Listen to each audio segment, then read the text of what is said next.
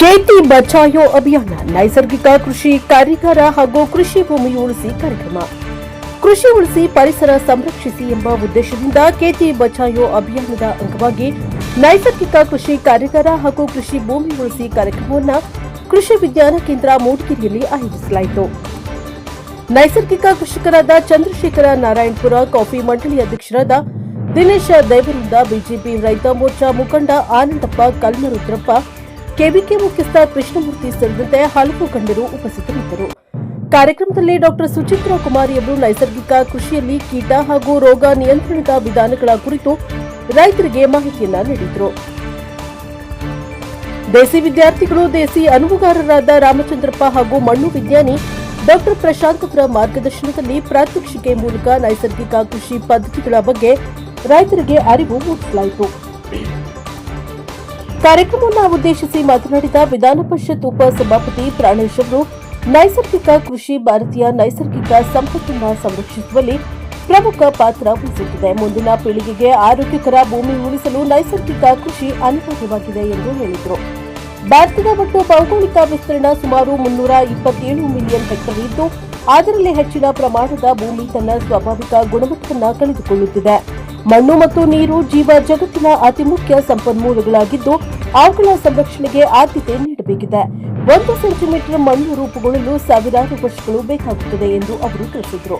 ವಿಕಸಿತ ಭಾರತ ನಿರ್ಮಾಣದ ಜೊತೆಗೆ ಮುಂದಿನ ಪೀಳಿಗೆಗೆ ಕೃಷಿ ಭೂಮಿ ಉಳಿಸುವ ಉದ್ದೇಶದಿಂದ ಕೇಂದ್ರ ಸರ್ಕಾರ ಮಣ್ಣಿನ ಆರೋಗ್ಯ ಕಾರ್ಡ್, ಪರಂಪರಾಗತ ಕೃಷಿ ವಿಕಾಸ ಯೋಜನೆ, ಸುಸ್ಥಿರ ಕೃಷಿ ಯೋಜನೆಗಳು, ಜೈವಿಕ ಗೊಬ್ಬರ, ಜೈವಿಕ ಕೀಟನಾಶಕ ಹಾಗೂ ಬಯೋ ಇನ್ಪುಟ್ ರಿಸೋರ್ಸ್ ಸೆಂಟರ್ಗಳಂತಹ ಹಲವು ಯೋಜನೆಗಳ ಮೂಲಕ ನೈಸರ್ಗಿಕ ಕೃಷಿಕರನ್ನ ಪ್ರೋತ್ಸಾಹಿಸುತ್ತಿದೆ ಎಂದು ಹೇಳಿದರು.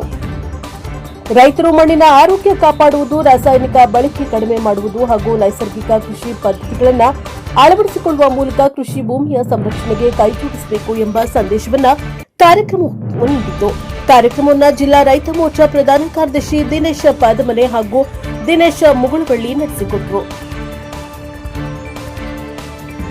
ಬ್ಯೂರೋ ರಿಪೋರ್ಟ್ ಪ್ರದೀಪ್ ಹೆಚ್ಚಿ, ಎನ್ಕೆ ರಿಪೋರ್ಟ್ ತರೀಕೆರೆ.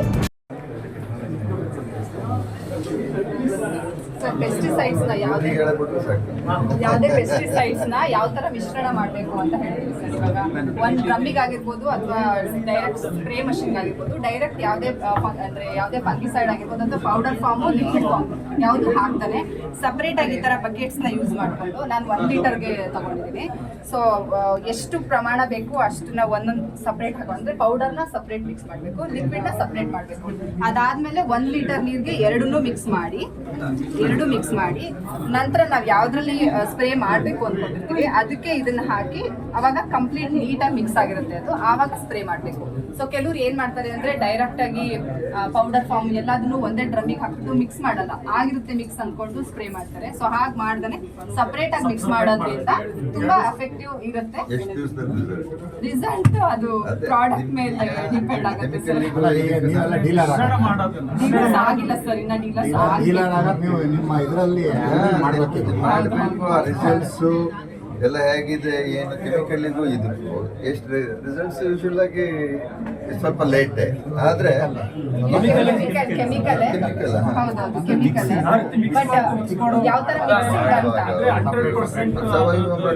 ಸಾವಯವ ಯಾಕೆ ಹೇಳ್ತೀವಿ ಅಂದ್ರೆ ಸರ್, ಇದನ್ನ ನಾವು ಇವಾಗ ಮೆಜರ್ಮೆಂಟ್ ಏನ್ ಕೊಟ್ಟಿರ್ತಾರೆ 1 ml ಅಂತ ಎಕ್ಸಾಂಪಲ್ ಹೇಳಿದ್ರೆ ಅದಕ್ಕಿಂತ ಹೆಚ್ಚು ಯೂಸ್ ಮಾಡಿದ್ರೆ ಮಣ್ಣಿಗೆ 100% ಪ್ರಾಬ್ಲಮ್ ಆಗೇ ಆಗುತ್ತೆ, ಮಣ್ಣಿಗಾಗಿ, ಪ್ಲಾಂಟಿಗಾಗ್ಲಿ ಅಥವಾ ಮನುಷ್ಯರಿಗಾಗ್ಲಿ. ಸೊ ಅದೇ ತರ ಯೂಸ್ ಮಾಡ್ಬೇಕು. ಇಲ್ಲ ಅಂದ್ರೆ ಇದನ್ನ ಸ್ಟಾಪ್ ಮಾಡಿ ಖಂಡಿತ ಸಾವಯವದ ಕಡೆ ಹೋಗ್ಬೋದು ಅಂತ ಅಷ್ಟೇ. Thank you.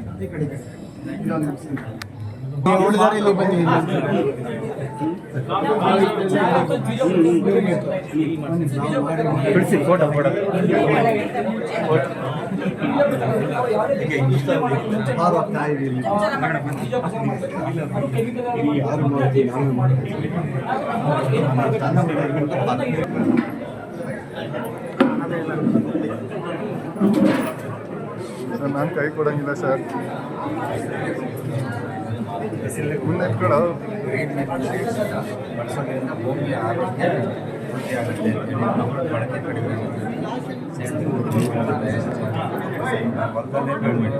40 ದಿನ 50 ದಿನ ಕಾಂಪೋಸ್ಟ್ ಮಾಡ್ತೀರಾ? ಹೊರಗಡೆಯಿಂದ ಬಂದು ಕೂಡ ಕಾಂಪೋಸ್ಟ್ ಮಾಡೋದು. ಕೆಲವೊಂದು ಕೀಟನಾಶಕ ಸಿಂಪಡಣೆ ಮಾಡುವಾಗ ಸುರಕ್ಷಿತ ಕ್ರಮಗಳನ್ನು ಕೈಗೊಳ್ಳಬೇಕು.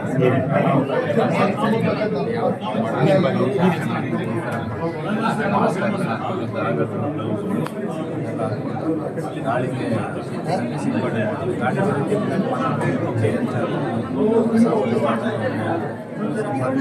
ಬರೋದಕ್ಕಿಂತ ಪಾಯ್ಸನ್ ಆಯಿತು.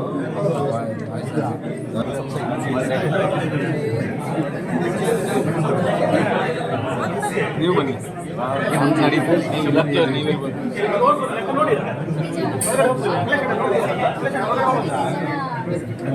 ಬನ್ನಿ.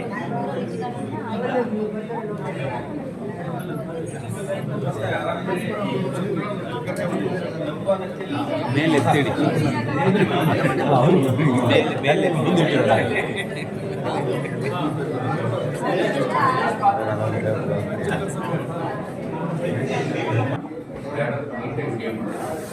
ಇಲ್ಲಿದೆ ಇಲ್ಲಿ ಎಂಟ್ರಿ ಆಗೋದ್ರಿಂದ ಹಿಡಿದು ಹೋಗೋದು.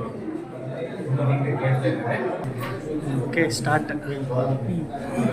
ನೈಸರ್ಗಿಕ ಕೃಷಿ ಬಗ್ಗೆ